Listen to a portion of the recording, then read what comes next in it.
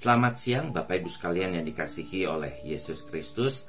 Renungan siang kita pada saat ini mengambil seorang tokoh yang bernama Ted Williams. Sebelum kita membaca firman Tuhan, mari kita berdoa terlebih dahulu. Mari kita berdoa. Tuhan Allah Bapa kami yang di surga, yang kami kenal dan kami sapa di dalam nama Tuhan Yesus Kristus. Pada saat ini kami akan membaca dan merenungkan firman-Mu pada saat ini. Biarlah firman Tuhan boleh mengajar dan membimbing hidup kami, sehingga kami boleh berkenan di hadapan Tuhan. Terima kasih Tuhan, di dalam nama Yesus kami berdoa. Amin. Bapak Ibu sekalian, bacaan kita pada saat ini dari 1 Yohanes 1 ayat 8 dan 9. Bunyinya seperti demikian.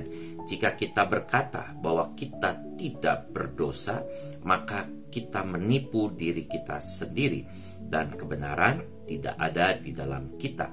Jika kita mengaku dosa kita, maka Ia adalah setia dan adil, sehingga Ia akan mengampuni segala dosa kita dan menyucikan kita dari segala kejahatan. Bapak Ibu sekalian yang dikasihi oleh Yesus Kristus, Ted Williams atau Theodore Fred Williams adalah seorang gelandangan yang tinggal di gubuk pinggiran Jalan Columbus, Ohio. Pada tahun 80-an, Ted Williams adalah seorang penyiar radio. Karirnya sebagai penyiar radio hancur karena Ted Williams kecanduan narkoba dan minuman keras. Kemudian Ted Williams hidup sebagai perampok, penipu, dan akhirnya menjadi gelandangan yang keluar masuk penjara. Suatu hari sebuah studio rekaman menayangkan suara emas Ted Williams melalui kanal YouTube. Dan ini mengubah hidupnya dan menjadi sangat terkenal. Ted Williams sangat terkenal dengan julukan The Man with the Golden Voice. Dalam wawancaranya di televisi NBC, Ted Williams menyatakan bahwa dirinya siap menjalani kesempatan kedua yang diberikan kepadanya. Nah, Bapak Ibu sekalian, kesiapan Ted Williams untuk menjalani kesempatan hidup keduanya adalah bentuk ia mau mengakui segala kesalahan dan dosanya. Ted Williams bersedia untuk bertobat dan hidup baru. Tuhan juga selalu menawarkan kesempatan kepada kita untuk hidup baru. Hidup yang sesuai dengan firman Tuhan. Apakah kita mau menerima tawaran Tuhan untuk hidup baru ini? Jika kita mau menerima tawaran kesempatan untuk hidup baru, maka kita harus selalu mau mengakui segala kesalahan dan dosa kita kepada Tuhan. Mengapa kita harus selalu mau mengakui segala kesalahan dan dosa kita kepada Tuhan?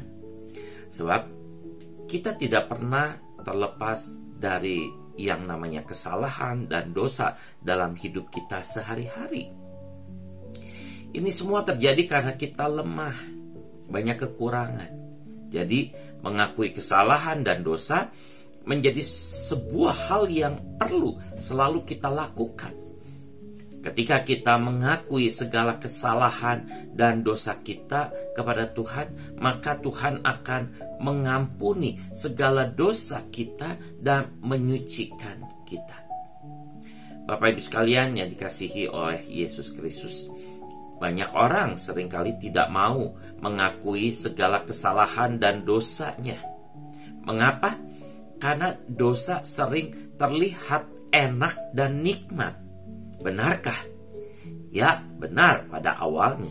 Tapi selanjutnya dosa dan kesalahan membawa penderitaan, kesengsaraan, dan ketidaktenangan hidup.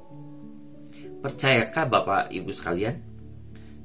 Ya, kita harus percaya karena kita bisa melihat bahwa Ted Williams telah mengalami pahitnya hidup dalam dosa.